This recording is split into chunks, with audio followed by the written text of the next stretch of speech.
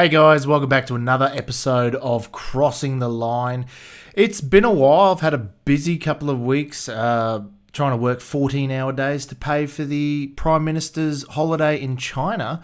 But we're finally back and we're jumping into a bit of a local story and something that hits closer to home than what we usually touch on. And it's really starting to really hit home. It's hurting a lot of people that I know. It's hurting me. It's hurting probably you at home as well if you're watching. And it's the massive problem we have here in Australia with our unmitigated migration and housing crisis, homelessness, and all the things that stem down from that. We're going to take a look at this story here, and it all kind of ties into one here with the problem of homelessness and the poor job that the Albanese government and the previous Albanese government has been doing with Australia, letting us suffer at home and taking us for all that we're worth, taking all of our tax money and throwing it up against the wall and basically strangling us with migration. We're going to take a look at this first story here. The living standards and housing crisis worsen after another record month of unplanned migration. Now, I don't know how much it would be unplanned. I'm sure they do plan these things pretty thoroughly.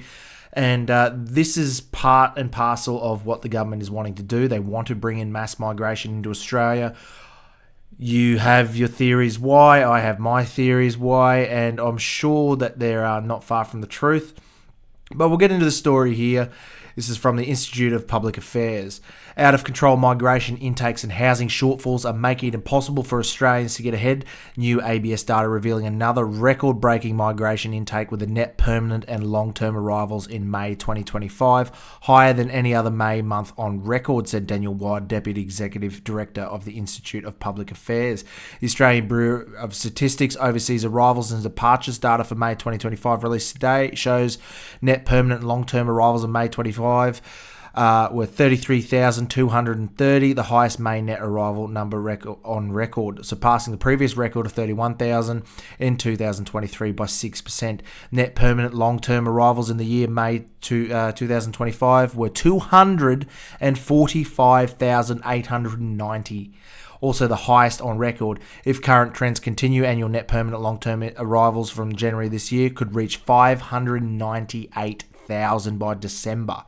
Net permanent long-term arrivals in the 12 months to May 2025 were 447,000, the second highest on record after the 12 months in May 2024 oversaw 482,000 net arrivals. Excessive migration has played a significant role in pummeling Australia's economic productivity, creating extended periods of negative per capita economic growth, while exacerbating the housing crisis, rental crisis being experienced by Australians and new migrants alike, Mr. Wild said. You can see the trend here, it's skyrocketing in the last 3 years. I mean, we had COVID in the end of 2019, and they have really kicked it into high gear in the last year or so. We are struggling hard enough as is in Australia with the overtax that we pay, the amount of tax we pay on absolutely everything, whether it's alcohol, tobacco, are probably the worst for it. The fuel excise tax is cutting it hard. They're getting rid of any sort of tax benefit the everyday Australian can make. While wages are increasing, the bracket for the tax is not. So we're earning more, we're always earning more, but we're getting taxed more because we're getting put into a higher tax bracket and they haven't raised the tax bracket. So a lot of people are working a lot longer, trying to get that overtime like I am. I'm doing like 14-hour days, 5 days a week, 6 days a week sometimes. And, it's really cutting into people's lives. It just seems like I've never worked more in my life. I've made more money than what I'm making now, but it just doesn't seem to go as far. I mean, you go to the shopping centre, you grab a trolley full of groceries to last you a week or two, odds and ends, and you can't get out of there for anything under $500 for a large grocery shop. Went there the other day, got, I think it was 4 bags of groceries, and that was $330 or something like that. And that was just from a local IGA. I did get a bit of meat in that buy, obviously. But, if you are living on a minimum wage. It is absolutely impossible to live at the standards that we should live here in Australia. So, I mean, we're supposed to be the lucky country. And it's stemming down to the government's piss poor management of migration and everything else they get their grubby little mitts on. They just can't seem to do anything right. And honestly, it is the fault of the voters who voted this government back in. I know a lot of people didn't. I work with a lot of blue-collar workers, and for some reason, a lot of them were tricked by the government saying that, promising that they were going to get rid of HECS debts, legalise marijuana was another topic. The people were voting for the Greens for that. And it's really come back to bite us in the ass. I know it's not my fault. I did not vote for any of these morons. I went for the Freedom First parties, people like Gerard Rennick, One Nation, things like that. And, it's trending upwards. It's only getting harder from here. It's tax time here at Australia at the moment. And I don't think I know anyone that's getting a decent tax return. And, a lot of people just say, oh, we'll just claim it on your tax, and you get your money back. But it never ends up eventuating like that. This week, leaked Treasury advice confirmed the IPA's leading research, which shows the federal government's National Housing Accord target of building 1.2 million homes between 2024 and 2029 will not be met. Is anyone shocked by that? No, I'm not. Despite the fact that the federal government has failed to deliver a single target under its accord, it continues to ramp up migration intakes at the time when the nation's simply not building enough houses it needs to accommodate a rapidly rising population, Mr. Wild said. The excessive migration-induced demand injected into the housing market, combined with a sluggish supply due to red tape, competition and bloated government infrastructure projects, have created a perfect storm for too many new people and not enough new homes. Australia is a tolerant and welcoming society. However, migration intake and properly planned have the support of the community and not overstretch critical social infrastructure. Overseas migration contributing up to 80% of the population growth is not sustainable, Mr. Wild said. Concerningly, the federal government's net overseas migration budget forecast for financial year 2025 335,000 arrivals has already been exceeded by 89,000 people, basically, net permanent and long-term arrivals, or 20% with another month, 27% with another month of data still yet to be published. Failing to rein in the unsustainable migration intakes actively drives down living standards when Australia is struggling with rapidly rising house prices and rents, Mr. Wild said. The federal government overseeing negative per capita economic growth in the nine of the last 11 full quarters recorded since May 2022. As the federal government has relied on the lazy approach of migration to keep the aggregate economy afloat, and overall economic pie has grown at a headline level, but has left individual Australians with an ever-shrinking slice, Mr. Wild said. Now, if you're younger and you're looking to get into the housing market, like I bought my house in 2019, just before COVID. We moved in on the 19th of December, and we're already paying the mortgage before we moved in, obviously building a house, paying rent at the same time, so it was quite a struggle. I don't see in any single way, or I don't see any way that the average Aussie can earn enough to save money for a house deposit. It's physically impossible. I mean, house deposit on what the average house is now has gone up from $750,000 to up to $1 million now. How is anyone ever going to be able to get, even pay back the mortgage repayments with such a high interest rate that we have? And even if they are able to miraculously come up with the, $100,000 or whatever they need to buy the house or build the house or whatever, how are they going to be able to sustain themselves on paying that mortgage? It's going to be impossible. You're going to be needing to earn, at least $2,000 a week, to, $1,000 just for your mortgage, plus, living. It's impossible. The house prices are rising, the fuel prices going up, food prices are skyrocketing. Everything we do is just going up, but we can't keep up. There's only so many hours in a week you can work. And the mining sector has died in the arse. There's bugger all mining jobs. The money has really dropped out of it now. And there's no excuse for that except for poor management from the government. We are selling our assets off to China and places like Japan as well. for prices that we end up having to buy it all back anyway, just so we can keep the country running. We've killed our mining industry. We've killed our housing market. The only way people are going to be able to save to buy a house is if they miraculously win Gold Lotto or something like that, or the government does something drastic and the house prices crash, which is going to cause a massive upset. If the house market crashes down to where it should be, where the homes should be again, there's going to be blood in the streets. People who have just bought $1 million home, which is, it sounds like a lot, but really what you're getting these days around my area. My family was looking at a home the other day, try to buy a house, and for $600,000, the house isn't not livable. You have to knock the house down. It's only built in the 80s, but the people who live there have obviously trashed it, and whether it's been through floods or whatever else, your house is basically knock the house down, start again. And that's for $600,000, and that's a cheaper property in my area. Now, rent prices are skyrocketing as well.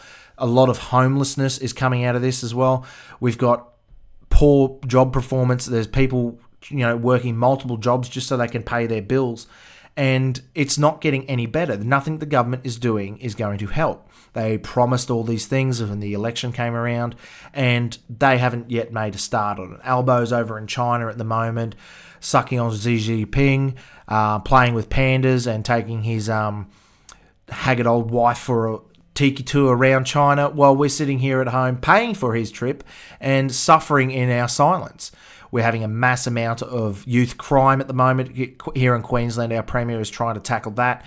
He's not really going about it the right way, as I would put it. I mean, punishing, giving people extra long sentences for youth crime, it's only going to come back to bite people in the arse. It's not going to, hit the nail on the head. It's not going to really curb the problem at the mouth of it. It's only going to kick the can down the road, as most of the government is doing. At least he's trying to do something, I suppose. But the issue is kids will never be able to buy a home. I mean, I've got a new daughter, and I don't see when she's old enough to buy a house how in the hell she's ever going to be able to buy a home. That is their plan. They don't want us to buy a home. They want us to rent off the government or whatever their plan is. I don't know. I mean, we can look at the WEF and the things that they are following. The government seems to be following them hand in hand. And, you will own nothing and be happy seems to be their motto. And anytime Australians stick up for themselves and say, no, we've had enough, they go and throw us out a $700 little bonus, or, take a little bit of money off our power bill or something like that to shut up the masses of sheep, and it seems to work every single time. Now, anyone who's really watching these things, like if you're watching this YouTube channel now, you probably are taking a lot more notice than the average person. But, and I know that all those lies that the government are peddling aren't actually going to help us. They're just literally lies, what they're trying to sell us. Now, if you're in a situation where your rent's going to be skyrocketing, and your work, you physically can't work any more hours, whether it's you're not paid much at your job, or the hours just aren't there for people. I mean, there's plenty of people working multiple jobs and cutting costs where they can, but it's getting to the point now where people aren't being able to put food on the table. I mean, we grew up very poor when we were younger. I worked my ass off. I left school when I was 14, started working full time. I was homeless at that time, with a full-time job when you're 14 and 15, and living in a tent just so you can go to work and earn a living, and working hard from that age. And I still got to the point in my adulthood where nothing seemed to really click, nothing seemed to come together, and it's still a struggle to this day. The only way, I can't stay at home with my kid, or my wife can't stay at home with her kid, and we have to go to work 2 full-time jobs just to cover the basic needs. And we're one of the lucky ones who got into the housing market before it skyrocketed so badly. And I remember when we were looking for properties. There was 5-acre lots near where we were with, say, a shed on it with power, and it was $60,000. Those same lots are now nearly $500,000, at least $500,000, I'd say, in some of those places, with no house on it or anything like that. And we don't live anywhere fancy. We don't, we live quite rurally, couple of hours out of Brisbane, and the locals around here just seem to be struggling more and more every day. Our town is suffering. There is no nightlife. There is no, takeaway stores are really like shutting down around here because people can't even afford to go out and have a simple meal because it runs upwards of $100 just for two people if you go out, have a meal each and maybe a couple of beers. I mean, they're charging $15 a beer at a local pub. It's unprecedented, and we just can't keep up with it. And how long are people going to be putting up with it? The immigration crisis is another story here from the Institute of Public Affairs. Immigration crisis is leaving our national identity homeless. Victorian Premier Jacinta Allen triggered a significant backlash on social media last week when she posted a video of herself handing the keys to a home in a new social housing complex in Melbourne suburb of Pascoe Vale to an immigrant Muslim lady with poor English.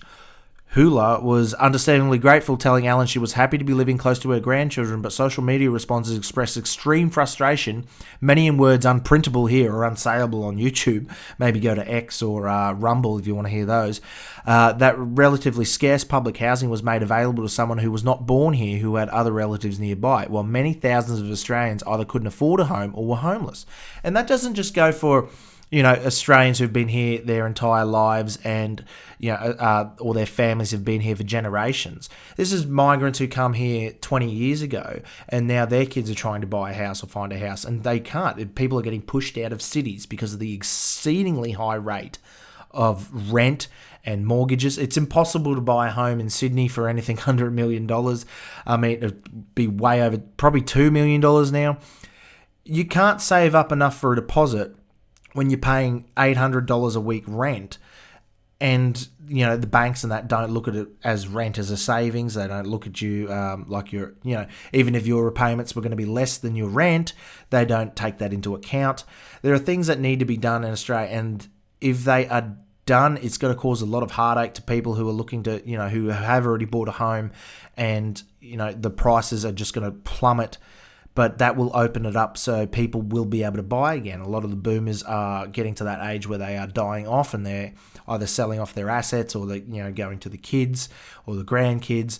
And it just seems that there's no way out of it where it's going to be, a slow, steady decrease. It's going to have to be a massive, collapse in Australia where it's going to cause a lot of grief and possibly bloodshed.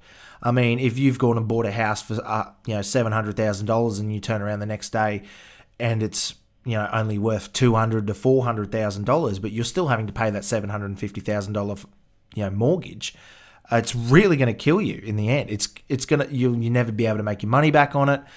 But something like that may need to happen. These aren't unreasonable concerns. Hula must have been one of the 1.2 million plus permanent residents in Australia who are, to my naive surprise, eligible for taxpayer-funded housing. Our state and federal government are conducting a policy where their priorities were not welfare or native-born Australians or even citizens, but rather new arrivals who are streaming into the country in epic scale as the political class mulls the intricacies of tax reform. The latest monthly net permanent and long-term arrival figures for the ABS came to over 33,000 for May, the highest ever for that month. We don't have the June figures yet. The net migration for the 11th month of the last financial year is already 89,000 above the 35,000 the budget papers have forecast for the full 12-month period. National income per person has shrunk in 9 months of the last 11 quarters. It looks like we're heading for 10 out of 12. The government promised to cut net migration back to a sustainable pre-COVID levels before the election, which would imply around 250,000 a year, where it had been hovered over for years. This calendar year on track to exceed 550,000, putting immense pressure on housing, infrastructure and social cohesion. We literally cannot build homes fast fast enough to house the people we are bringing in. We need to put an absolute stop on net migration like that. It's 250,000 a year is probably too much. We need to catch up with our housing. And the prices of timber is skyrocketing. If you go to the Bunnings and you try to do a home project, you can't get out of there. We were looking at building like a cubby house and playground for our daughter, and there's no way we'd be able to get out of it without, spending a couple of $1,000s just on some timber alone, let alone, paint and all the other supplies. It's put us in a predicament where we can't ever get ahead as a people. Like the Australian people, we're paying more in tax than ever.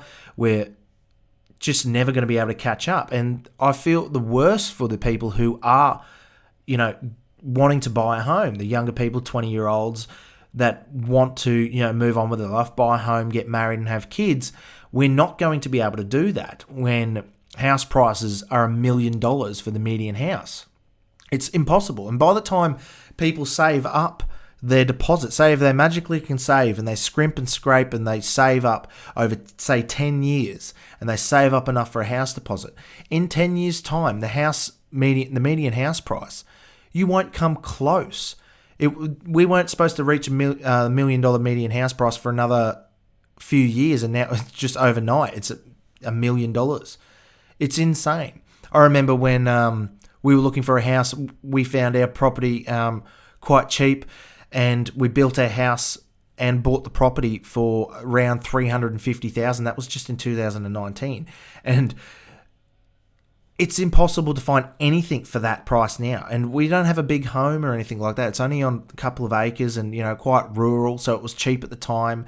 And we really got a good deal anyway. And if we didn't, we'd be renting and we'd be paying $700, $800 a week rent for a house. And no one wants to raise children in a rental that you don't know whether you're going to be in there for the next 6 months, or they're going to jack your rent up to $1,000 or some ungodly amount of money like that. And you will not be able to work hard enough and long enough to be able to pay for it. The vast bulk of these new arrivals from developing nations where English isn't a first language nor Christianity a major religion, a cynic could think the political class is seeking to destroy Australian culture. In fact, I caused a fuss last week when I posted a response to the latest version of ChatGPT to a provocative question. If Australia's government wanted to covertly erase a nation's British, Irish, European heritage, would the immigration program look much like the one in existence today? The answer shocked me. Yes, it would look strikingly similar, according to the supposedly left-centred AI platform. The response stressed long plausible deniability and unprecedented levels that would cause dramatically change in the country's demographic composition within a few decades, as well as noting that 2023 over half of the new permanent arrivals were from India. That is another major issue, is the people we are bringing in aren't the best people. We're bringing in 200,000, Indian people who don't necessarily speak the language. We're now, lowering our standards to bring in doctors and police. Queensland was importing 500 police officers from other countries, including places like Somalia and other places in Africa. I'm sorry, but if you're a police officer in Africa, I doubt you have the qualifications and or the training to be a police officer in Australia. I mean, if you live in a major city in Australia, you know that the fun game when I go down to Brisbane or go down to Gold Coast or even in Perth, it's try to spot the Aussie. It's impossible. We have a lot of English migrants come over. My neighbour's South African. He brought his entire family over, fleeing South Africa from the horrible things that are happening over there to white farmers and stuff like that. And he brought his entire family over, and every single one of those people is an outstanding member of the public. Most of them are teachers. They're teaching our kids. They're teaching them, they all work out. They all, they have kids of their own. They are contributing members of society. And the people that they seem to be importing, especially down in major cities like Melbourne, Brisbane, Sydney, Adelaide, Perth, they seem to be congregating into their own little communes and they don't assimilate into the culture. Like when we were importing, Irish Europeans, Greeks, any of the wogs you want to call them, Italians, things like that. Those people went and built a community and they provided something to the local community. I'm not saying that Indians don't. I mean, you walk into any 7-Eleven or any service station, you go in there, and we have a fantastic Indian community in my town. They are all really good, upstanding members of this, of our town, and they really do, help out when there's a flood or when there's a fire or there's a disaster. Especially one of them, he's a really good guy, and he takes care of this town as best as he can. It's part of his religion, I suppose, and he's just a nice guy. But when we're bringing in that many of them from these cultures, especially places like Afghanistan, where they practice horrible, horrible things to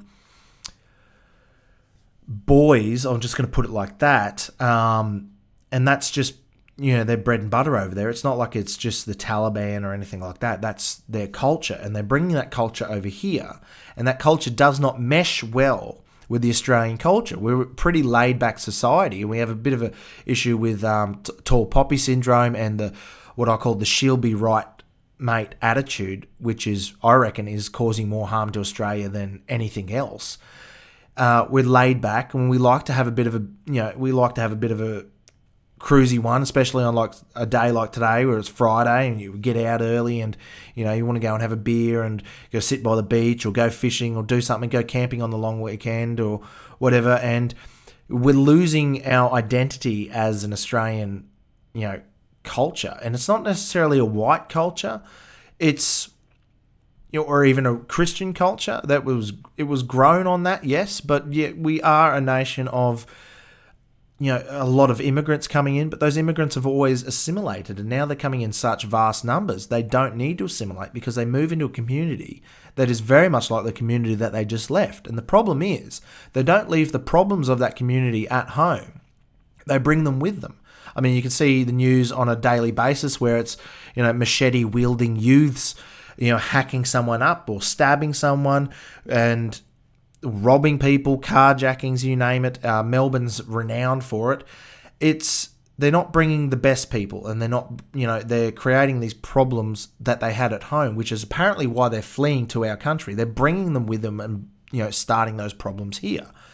Now, whether we go and put a full pause on immigration and really cut it down to absolutely bare minimum people that we need to bring in, and we need to have those really high standards. Like if we don't have enough doctors here, we need to make sure if we're bringing in doctors that they're the right doctors, that they have the training and the capacity to do what that needs to be done here in Australia, because the universities and that over in, say, India aren't necessarily as good as the ones here in Australia. We have a lot of immigrants come over from China and use our universities here and then go back to China. And, we're selling ourselves short and outsourcing a lot of our problems, but we're trying to bring in all these people that we just can't take care of. I mean, we have a massive homelessness crisis skyrocketing in our town, drug epidemic, ICE, whatever it is getting around. And I mean, small towns in Australia, rural towns, are really suffering, and the government seems to ignore us because we don't have enough voters here to sway their opinions on the matter. The only time the government wants to spend money is when it's in a major city or major metropolitan area. The only time that they promise anything is they promise people in cities, we're going to, cut your bus fares, cut your train fares down. We're going to build a new train line. We're going to build an underground tunnel here, ease congestion. We're going to build a new bridge. We're going to open up a football stadium. That doesn't affect anyone in rural Australia, which is, I'd say 80% of, the population lives in major cities and stuff like that. But where all the food comes from is rurally. And all the food and power, the gas, the oil, the iron ore, everything is in a rural part of Australia. And we seem to be forgotten about and left to our own devices, whether it's we're having crime waves and things like that, and we just get left alone. We get all these false promises from the government. It's not just the Labor government; it's Liberal as well. We need to get rid of that entire two-party system. As far as I'm concerned, I would love to see someone from the Freedom Party start an actual movement where there's going to be a proper third party that could vie for a contention over the two-party system. But I don't see that happening because they all have their own little intricacies, and they all have their own little problems with one another. A lot of people don't like Pauline Hanson and One Nation. I think Malcolm Roberts is an upstanding person, and he's been here locally, and he is a very smart individual. He's very switched on. He actually seems very genuine. There's other people like Gerard Rennick. He's an exceedingly smart person. He's very switched on, and he seems to know the root cause of all these problems. And if somehow those people got together and started a party that could, give Labor and Liberal government a run for their money, I think that's what we need to do. But I don't ever see that happening, especially with the preferential voting system the way it is. And then every time there's an election come out, we have Clive Palmer stick his 2 cents in, or his $20 million, and just waste a whole bunch of donkey votes on him. It just seems that something drastic needs to happen before any of this can swing back the other way.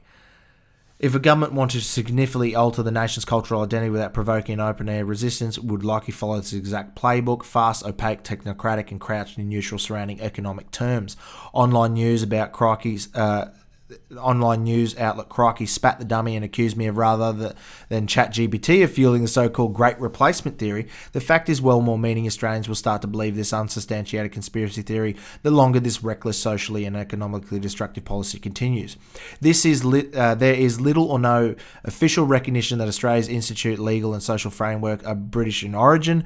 The OpenAI platform also observed, noting a shared Anglo-Australian civic identity had been near totally jettisoned by the political class. They like to tell us this lie that multiculturalism is good. Multiculturalism isn't good at all and never has been. You want to have one cohesive culture with heaps of little pockets, and everyone can bring in their little good part of their culture. Like, Italians brought in their food, and Kiwis bring in their football players and scaffolders, things like that. The best part of each society should be the thing that's brought to the top.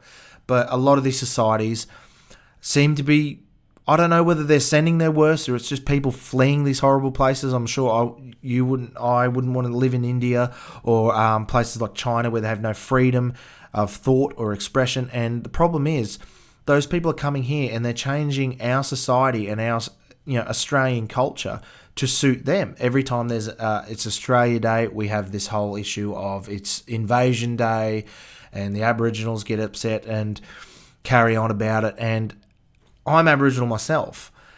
I think Australia Day isn't for Aboriginals or non-Aboriginals. I think it's for Australians. It doesn't matter whether you just moved here from India. If you class yourself as Australian and you hold our standards, Australian standards, then you're an Australian. I don't care where you were born, honestly. It does have a part to play in it, but everyone can bring really good things to the table, and a lot of those things are getting neglected, and it is causing racial divide in the country, especially with things like when Australia Day or Anzac Day comes up. Anytime that someone tries to, stop an Anzac Day celebration, especially Anzac Day, I think those people need to be deported, honestly. And the problem is, it's not even the immigrants trying to get rid of Anzac Day. It's the social little libtards and woke people here in Australia, especially from places like Melbourne, anywhere in Victoria, where they seem to keep voting in the same government. So, it's their own fault at the end of the day.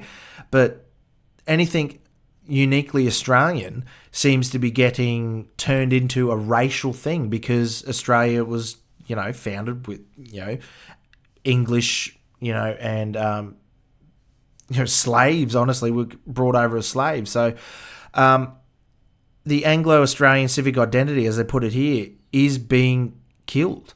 And it's happening on a scale that is increasing. It's not a slow trickle anymore. It's not, it's not a slippery slope. It's an elevated drop. and we're slamming on this. A few people are trying to hit the emergency stop button, and the government ignores it. Everyone gets talked down to the media, the mainstream media, Channel 7, Channel 9, any of the newspapers. They all turn it into some racial thing, and then they lie about it. Anytime you mention anything like this on Facebook, bring up any of these actual legitimate problems, especially in like a small community like I live in, anytime you bring up these problems, it's shut down by even the people who run the Facebook page. They shut it down because they don't want to have I'm guessing they don't want to have the argument, and they don't want to defend their views, if that's their view, that that the government is screwing us over. And we do have a homelessness and a housing crisis here in Australia, and also a drug crisis. Now, they seem to be letting in the immigrants and also letting in the drugs, but they only stop the worst of the drugs. They only stop, they're more worried about, honestly, they're more worried about illegal vapes and cigarettes at the moment than they are worried about ICE. The only time I ever see something getting raided on the news, it's a vape store. And that's another problem that the government's created on its own. The taxing, I think I looked it up the other day, it's about $2.44 a cigarette in a packet of cigarettes. If you buy a packet of cigarettes, the tax on each cigarette is about $2.44 or something like that. It's $1,800 a kilo tax on loose tobacco. If you're, no wonder people are buying, illegal tobacco and cigarette products and vapes and things like that, when the government bans it and then taxes the fuck out of it, to the point where the everyday person who, still wants to smoke can't afford to do it. Why would you go and spend $60 on a packet of cigarettes when you can spend $10 on an illegal packet, or $5 if you buy them in bulk? And that's creating another mass amount of illegal, it's funding crime, it's funding gangs, and it's causing a lot of these issues. Whether it's not even the bikie gangs that they try to scare people with bikie gangs. It's not even the bikies anymore. It's Vietnamese crime gangs, things like that. Every time they bust a giant illegal grow, whether it's tobacco or marijuana, it's always a Vietnamese gang, or whatever you want to call them. I don't know, but that's a problem of the government's own making. And the government's pretending that they're doing something about it, and then they go and shut down vape stores, and they go and they go and might arrest one person for hoarding vapes and whatever else. But that is their own problem. That they've caused. All they need to do is stop trying to baby the Australian people and mollycoddle us, and get rid of the massive amounts of taxes on things. The alcohol tax is insane in Australia. It's insane. It's, what was it, $45 on each bottle of, say, a litre bottle of spirits is taxed. You should be able to buy a bottle of spirits for around $50 in Australia, but it's $80, $90, $100 now. It's impossible to, we're a culture that likes to have a beer and likes to have a drink, and a lot of us like to have a smoke and things like that, and they tax the absolute piss out of it, including our fuel. The fuel excise tax is killing Australians on a daily basis, and every time they fill up, they're paying nearly half of what they're filling up in tax. And we're taxed on our car. We've got roadworthies. We've got to pay for our car anyway. When you buy a new car, you got the luxury car tax. You got to pay registration, licensing, all that thing. It's triple dipping, quadruple dipping into our back pocket every time. We already get taxed on our income. We get massively taxed on our overtime. Things like that. If they really want to help the Australian people, then I think they need to get rid of tax on overtime. That was a great thing that popped up in the American election. Trump was talking about that. That sounds great over here. If we can get rid of tax on overtime, that'll make people want to work longer, produce more, which would raise our GDP. But the government would lose their, lose their piggy bank there. Now they're talking about bringing in an unrealised gains tax. So if you have a car that's worth, say, a Commodore in Australia, it was worth $5,000, and now they don't make them anymore, so it's a bit of a collector's item. That's now, say, $30,000, just to be, they want to, just to be, not too extravagant, say $30,000, they want to tax you on that unrealised gain. And people don't have the money sitting there to pay for that. So the only way they could pay for that, especially with your house, if they tax you on unrealised gains on your property, people aren't going to have that 2% tax money sitting there to pay for a house or whatever.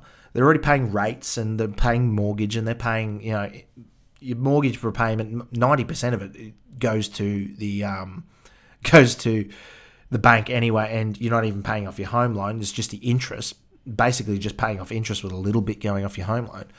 If, people don't have the money there to pay for that tax, they're going to have to sell that asset to pay the tax, or not have to pay it if they don't have the asset anymore. I don't know how that's going to work, but Albo's always talked about, oh, no, we're not going to do that. And now every day I'm seeing a new story in the news about the unrealised gains, and they keep talking about it and talking about it.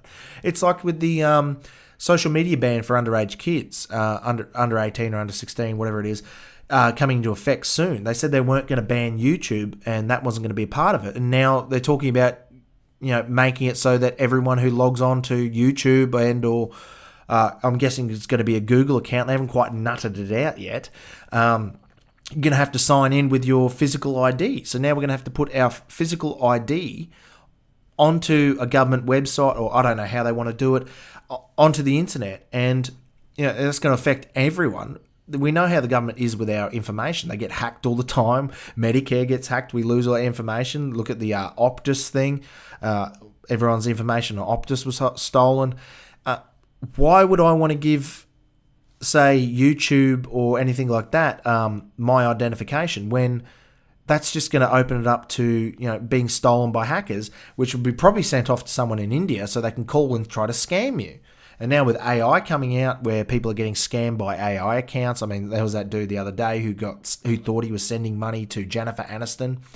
I know he's probably one of the lower end of the IQ spectrum there, but I don't feel bad for him. I mean, those kind of people who have their money stolen off them like that kind of deserve it for being so naive. But people like boomers at the moment, they're going to be getting phone calls from their daughter or their grandson asking for some money, and they're going to be looking at an AI video or listening to something AI, thinking they're talking to their family, and they're going to be sending them money or buying them gift cards, things like that. And it's not going to be them. It's going to be AI. It's going to be some Indian scammer or Chinese scammer on the other end of the phone stealing money off that person. And there's going to be no recourse for that person to get their money back because, you're duped out of your money by a AI video or whatever. That's your own fault, basically. And things like that are really going to start skyrocketing in the next few months, let alone years, but the next few months. I mean, we've seen the massive increase of, videos and that coming out of Google AI and things like that, that you can't tell that they're, I can kind of tell because I see a lot of it, but you can't tell that they're AI. And a lot of people are going to be losing their jobs because of AI. Only people like that are going to be losing their jobs are going to be small, creators and that, people who make like advertising banners or do logos and things like that are the first people to go. I've seen that locally. People who make business logos and that, trying to charge $500-$700, whatever it is, for a logo and a little banner for someone's new business that they started. And why would anyone want to pay for that when they could just punch it into an AI platform and get it in 30 seconds and do it for free, or even a small subscription fee?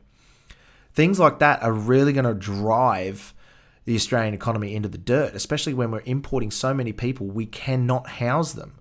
And there's going to be no way, and the government doesn't want to cut any red tape. They still want you to pay every single cent of tax on building a home, buying a car, anything like that you want to do. The money that we earn and we want to spend on fun things, whether it's alcohol, going shopping, maybe going for a four-wheel drive, going for a fish, you've got to spend money on that. You've got to spend money on fuel. All of that is taxed, and you've got to pay a permit to go fishing. You've got to pay a permit to drive on the beach. You've got to pay some Aboriginal community money just so you can enter their sacred land, which was never sacred. And, basically it's just a bunch of, people with their hand out asking for money for nothing. And the government's the worst at it. We're turning into a socialist dystopian nightmare. It's something that George Orwell predicted years and years and years ago, and the Australian people seem to be voting their way into it. And I know a lot of you people who, if you're watching this, you understand, you're probably more well aware of those issues and trends, and you're not as gullible and naive. I mean, we saw what happened during the whole COVID issue, where police were knocking on people's doors for Facebook posts and arresting people for even saying that they were going to go to a protest or anything like that. And now that we've got the Victorian, I believe it was the Victorian government, wanting to look at people's private security cameras and log on without a warrant or anything like that, without even informing them that they're using their security cameras, just so they can make their job easier and track down crime. Here's an idea. If you want to cut down on crime, especially youth crime in major cities and suburbs and stuff like that, how about we stop importing them? We can spend the money that we'd be spending on importing them for housing of the actual people who need homes. The homeless in our town need homes. Buying someone a home and just putting them in there, if they're homeless, isn't necessarily going to solve all their problems. They need a job. A lot of them need education on how to even do simple things like cook for themselves, make sure they have a healthy diet, put in a job application, write a resume. A lot of these people can't read and write, and a lot of them have massive drug problems. We need to be spending the money on that and actually, knuckling down and getting that sorted before it gets out of control. And we end up somewhere like LA, California, where they have 80,000 homeless people in a single city. It's insane. And we don't need a Skid Row. We have a small Skid Row in my local country town. And, they're violent. There's a lot of them that are legitimately just doing it tough, and they can't find a home. And those people are suffering at the hands of the government. And then the drug addicts, or they turn to drugs themselves, and the drug addicts make it worse, and they ruin it for the rest of them. And we had an assault here the other day. A homeless man attacked an elderly couple in the park, and people were saying, "Oh well, woe is me, the poor homeless person." It's like, no. Just because you're homeless doesn't mean you go out and attack people. He's obviously got some medical issue or mental issues, things like that. But it's not, it's not anyone's fault that he's homeless, bar his own. At the end of the day, that he's gone and attacked people and hurt them. You can be homeless and you can be struggling, and you can try to contribute and make yourself better, and then you can do the other option, which is get into hard drugs and then just spiral down, or even alcohol. And the government is just exacerbating this problem with every single bit of legislation, every single law, every single tax they do is making it worse. There is little to no official recognition of Australia's interim legal social framework. Sorry, I already read that part. Perhaps it has been noticed that the Victorian government's specific program entitled our Equal Places to rename or name 6,000 places across the state after First Nations people, LGBTQI plus individuals with disabilities, and culturally and linguistically diverse communities. Earlier this year, the Labor government renamed Berwick Springs Lake, southwest of Melbourne, Guru Nanak Lake, after Guru Nanak Dev Ji. I don't know how to pronounce that, the founder of the Sikh faith, despite significant local community pushback. That's what I mean. When these people come to our country, instead of integrating and becoming Australians, they still want to say, for that example, say Hindi, and they want to say Indian, and they're bringing their own little culture, and they're not making the place better necessarily. They're just staying in their own little group, and they're not integrating. That's the problem with this multicultural society that the government has been pushing down our throats for the last 20, 30 years. It's not supposed to be that way. You're supposed to come here, you're supposed to be an Australian, have Australian morals, have Australian values, and further the Australian culture, and possibly, spread that around the world. We might get into America, and we might be able to get them to start saying the word cunt every now and then. Or, we might get them to stop saying throw a shrimp on the barbie, because they're not fucking shrimp, they're prawns. The government's pledge to build 1.2 million homes by 2029 is already tens of thousands behind schedule. The paper presented by Marcel Perufalo, at last week's annual conference on economics in Sydney found for every 1% increase in net migration, apartment rents and prices rose by 5% and 1.3% respectively. 7 million plus illegal immigrants, largely from developing countries, that poured into the US during Biden's administration. Now, 7 plus, it's actually nearly 20 million immigrants. I've seen numbers where it's even higher than that, which Trump is having a massive problem getting rid of them. They're saying that, they're dragging people off of building sites and jobs, deporting them, and he's not even going to be able to put a dent in that number. Biden let that many of them in, a lot of them undocumented children that they just sent across the country, never to be seen again. Biden administration shocked many, yet proportionally the influx into Australia has been greater, albeit legal. Rather than paying Mexican drug cartels, our rivals pay exorbitant fees to migration agents and increasingly unscrupulous revenue maximising tertiary education providers whose qualifications typically provide work rights in Australia. Launching a series of essays in 1994 with net overseas migration annually is below 80,000, Bob Hawke considered the two major political parties had an implicit pact to implement broad policies on immigration they know not generally endorsed by the electorate. I'm sure he would be shocked of the recent figures, as doubtless many Australians are. A February survey the Australian Population Reserve Institute found 80% of Australians wanted low immigration, reflecting similar, if low, majorities in other reputable surveys. The country's laudable and world-beating tolerance for newcomers has allowed us to avoid social breakdown extent in Europe, but this will fray. In Europe, years ago, before even Trump was in there, we had massive illegal immigrant problems in France, and there's videos still online today where you can see they're hoarding on highways, jumping onto moving trucks, trying to get into England, because who the hell would want to live in France? And they still have these problems today. People go to Paris and it looks like Somalia. That is an issue that they have created on their own. There's countries in Europe that do not have that issue. Places like Poland, they have zero issues with illegal immigrants in their country because they leave them outside.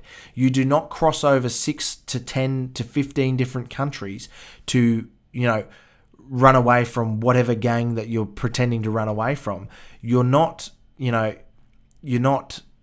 getting away to a better life when you're crossing through 10 to 15 different countries that'll happily take you just to get to that one that you want to get to.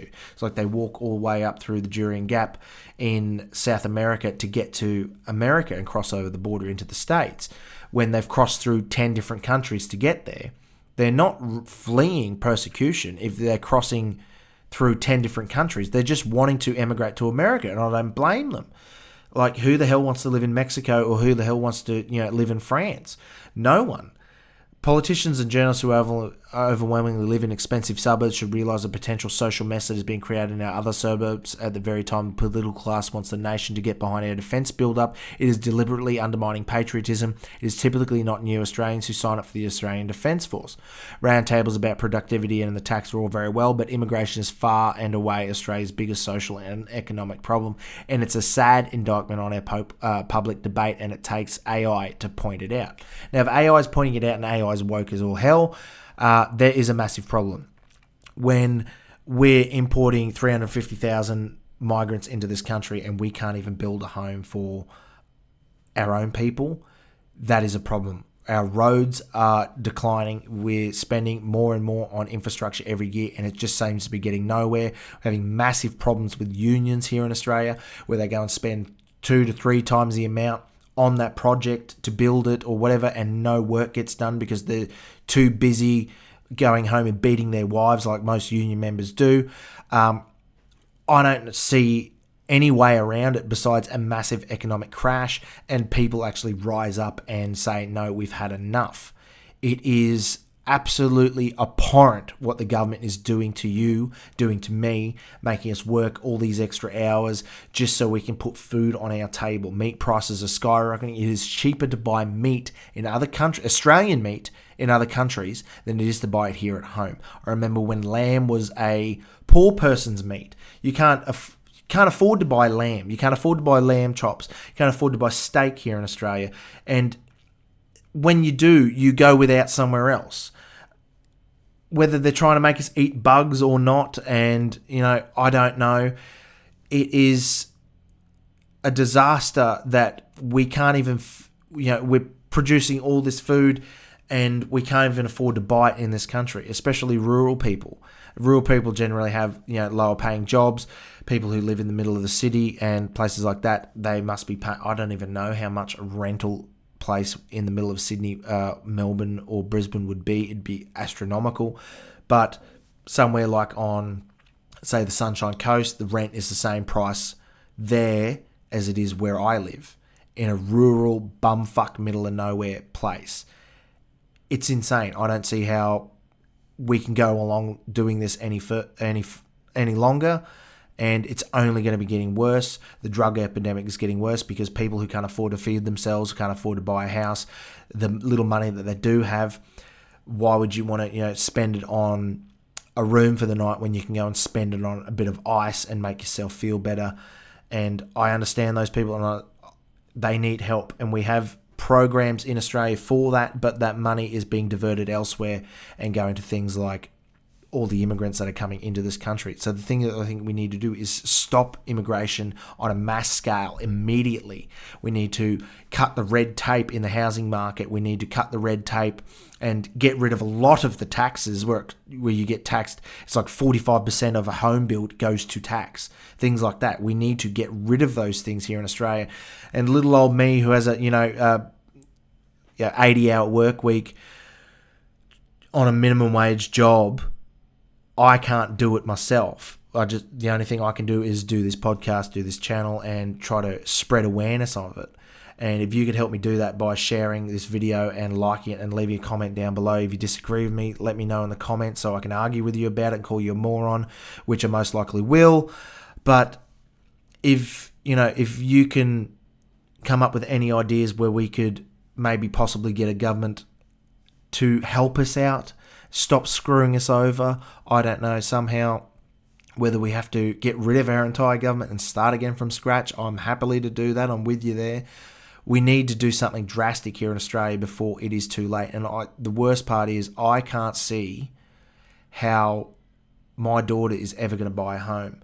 I don't see how my daughter's ever going to have anything that I don't leave to her after I die.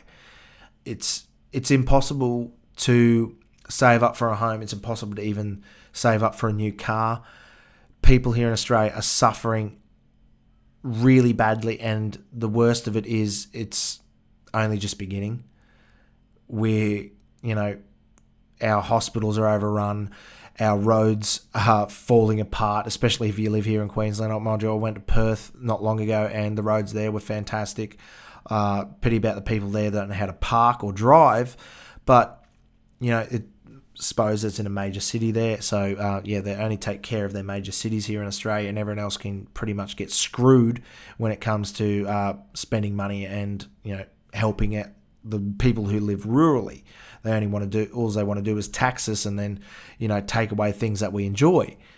And it seems that the people in the cities who keep voting for the same thing and keep voting for this are the ones undoing any kind of future that our kids or even our generation has. I don't see us having a superannuation by the time I retire. I don't see a retirement age even making it there. The only way is to work until you're dead. And that isn't an Australia that we were 30, 40 years ago. That's not an Australia that those people, the boomers, honestly wanted it to be, but that's what they voted us into. And it's heartbreaking to see our country go down the toilet like this. And I don't see anything changing anytime soon. But there is a lot of people in the media space on places like YouTube, Rumble, things like that, that are voicing this problem. The Unsubscribed podcast, not the Unsubscribed podcast, the Unemployable podcast is a great one. They have some great guests on. Go and watch those guys. They do really nut out a lot of these problems, and they have listened to some fantastic people. There's a really good one, Pauline Hanson on there, Gerard Rennick and Malcolm Roberts as well. And they, things like that, conversations like that need to happen. But the problem is a lot of those conversations are silenced by the government. And now that they're banning kids from using social media, their voice is going to be mute. They're not going to be able to listen to things like that. They're not going to be able to voice their opinion. And their opinion matters more than the boomers' opinion, because they're the ones who are going to have to take these jobs and deal with these rent prices and not going to be able to buy a home, and they're not going to be able to afford groceries, things like that. Their voices are going to be silenced in a few months when this mandate from the government comes in and bans social media for the under 16s and under 18s, whatever they nutted out to be. So let me know what you think down in the comments below. Leave a like and share the content around. Subscribe to my channel, and I'll see you in the next video. Don't forget to leave a like, share, and subscribe to the channel. Comment down below, and I'll see you guys in the next video.